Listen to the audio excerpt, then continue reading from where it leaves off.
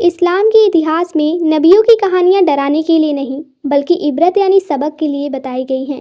जब हम भयानक शब्द का इस्तेमाल करते हैं तो इसका अर्थ उन कौमों पर आने वाले अल्लाह के अजाब से होता है जिन्होंने अपने नबी की बात नहीं मानी और जुल्म की सारी हदें पार कर दी।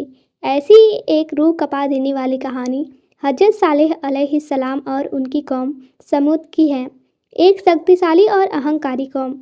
हजरत सालेह अलैहिस्सलाम को समूद नाम की एक कौम की तरफ भेजा गया था। यह कौम तकनीकी रूप से बहुत उन्नति थी। वे पहाड़ों को तराशकर उसमें आलीशान महल और घर बनाने में माहिर थे। उनकी ताकत ने उन्हें अहंकारी बना दिया था।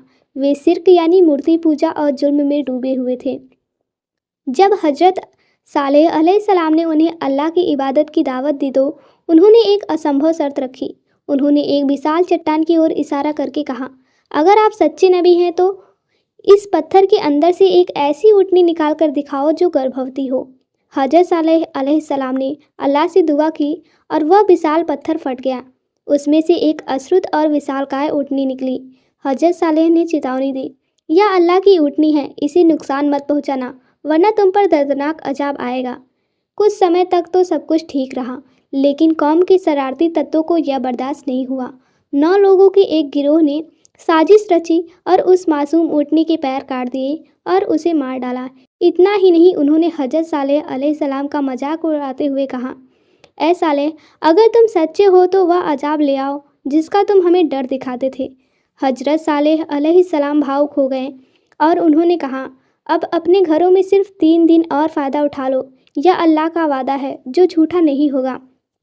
पहले दिन कौम के लोगों के चेहरे पीले पड़ गए, दूसरे दिन उनके चेहरे लाल हो गए और तीसरे दिन उनके चेहरे काले पड़ गए। यह डर और दहशत का मंजर था, लेकिन फिर भी उन्होंने तौबा नहीं की। चौथे दिन की सुबह हुई। सूरज अभी पूरी तरह निकला भी नहीं था कि अचानक आसमान से एक भयानक और दिल दहला देने वाली चीख सुनाई दी।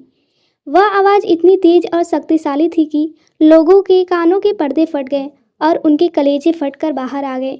उसी वक्त ज़मीन में एक भीषण जलजला आया। चंद सेकंड के भीतर वह शक्तिशाली कौम जो पहाड़ों को काटकर महल बनाती थी, अपने ही घरों में आधे मुंह गिर पड़ी थी। ऐसा लगता था जैसे वहाँ कभी कोई बसा ही न हो। उसके ऊंचे महल उसके कब्रिस्तान बन गए। अल्लाह ने हजरत सालेह अलैहिस्सलाम और उनके चंद ईमान वाले साथियों को पहले ही वहाँ से निकाल कर सुरक्षित कर लिया था। यह कहानी हमें सिखाती है कि इंसान चाहे कितना भी तरक्की कर ले, पहाड़ों को काट ले या आसमान छू ले, वह अल्लाह की पकड़ से बाहर नहीं है। ताकत का अहंकार और मासूम जीवों पर जुल्म विनाश का कारण बनता है। तो दोस्तों, हमारी ये छोटी सी स्टोरी आपको कैसी लगी? पसंद आई हो तो प्लीज़ वीडियो को लाइक कर देना। चैनल पे नए हो तो चैनल को सब्सक्राइब करके बेल आइकन को प्रेस कर देना ताकि हमारी आगे की कहानी आप तक पहुंच सके। तब तक के लिए अस्सलाम वालेकुम।